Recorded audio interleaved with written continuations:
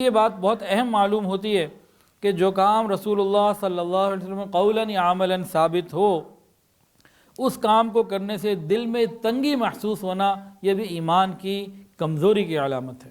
مثال کے طور پر پانی نہیں تھا، تیمم کا حکم ہے، انسان نے تیمم کر لیا، اب تیمم کر کے اس نے نماز پڑھ لی۔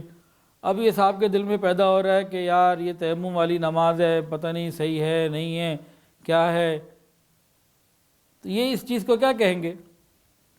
ایک جگہ پانی نہیں تھا، اس وقت شریعت کا حکم آیا تیمم کو پورا کرو، تیمم پر عمل کرو، تیمم کر لیا۔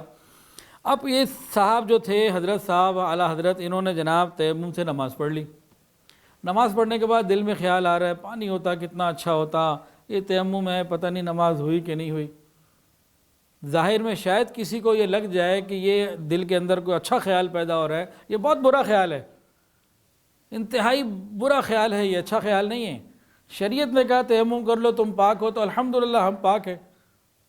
اور پھر جو کام رسول اللہ صلی اللہ علیہ وسلم نے کیا، تیمم نبی علیہ السلام نے بھی کیا، آپ سے زیادہ تقوی والا کوئی نہیں کائنات میں، تو آپ کی نماز ہو گئی تیمم سے، اور ہم یہ سوچیں کہ پتہ نہیں ہے اس میں کوئی کمی رہ گئی۔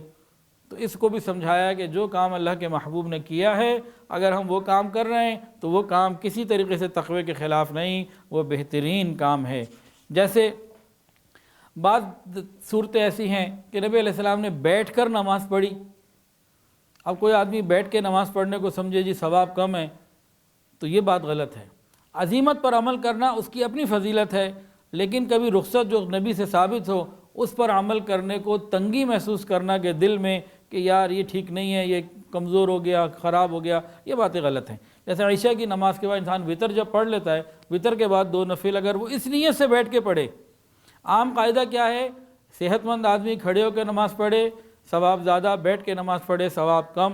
لیکن وتر کے بعد 2 نفل جو ہیں، اگر یہ اس لیے بیٹھ کے پڑھے کہ رسول اللہ بیٹھ کے پڑھتے تھے، یہ پڑھ بیٹھ کے رہا ہے لیکن ثواب نسبت کی وجہ سے زیادہ پا رہا، اصل چیز تو نسبت ہے۔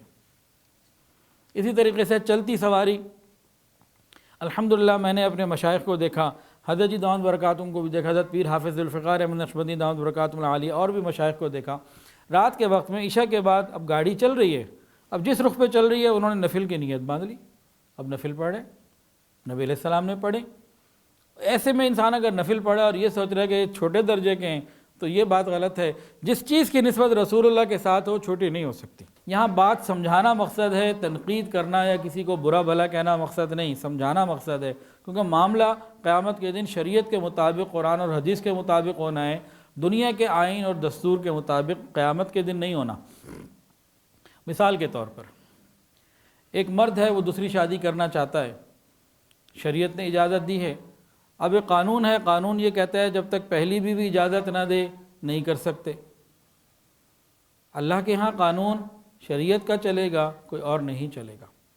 اب ایک حکم ہے، مرد اکیلے سفر پہ جا سکتا ہے، عورت محرم کے بغیر نہیں جا سکتی۔ اب اس قسم کے قانون سننے میں آ رہے ہیں کہ جی 45 سال کی عمر بغیر محرم کے حج پہ جا سکتی ہے، عمرے پہ جا سکتی ہے۔ عورتیں بحث کرتی ہیں کہ جی تو قانون بن گیا، اب تو کوئی نہیں پوچھتا۔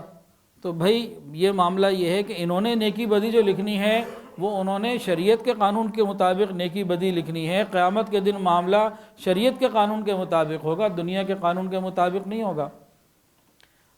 اور ایک اور معاملہ، ابھی چند دن پہلے مولانا زاہد الراشدی صاحب کا ایک کلپ سنا، جس میں وہ یہ بتا رہے تھے، جس کی میں خلاصہ عرض کر رہا ہوں، کہ اب 17 یا 18 گریڈ کے آفیسر کو اس بات کی آہستہ آہستہ اجازت ہوگی بعض قانونی معاملات کے بعد کہ کسی بھی مسجد اور مدرسے کو وہ 50,000 روپے یومیہ یا 1 لاکھ روپے یومیہ جرمانہ کر دے، اور جب وہ جرمانہ کروڑوں میں پہنچ جائے تو مسجد مدرسے کو اس جگہ کو نیلام کر دے۔ تو شریعت تو ایسے قانون کی اجازت نہیں دیتی۔ تو اس طرح کے کتنے ہی ہمارے معاملات ہوں، ہم نے رہنا ہے شریعت کے مطابق۔ انہوں نے نیکی اور بدی لکھنی ہے، وہ شرعی اصولوں کے مطابق لکھنی ہے، وہ دنیا کے قانون کے مطابق نہیں لکھنی۔ قیامت کے دن جو فیصلے ہونے ہیں وہ شریعت کے مطابق ہونے ہیں۔ اب شریعت کہتی ہے انشورنس حرام ہے، اگر قانون کہے کہ انشورنس حلال ہے، تو قیامت کے دن فیصلے شریعت کے مطابق ہونے ہیں۔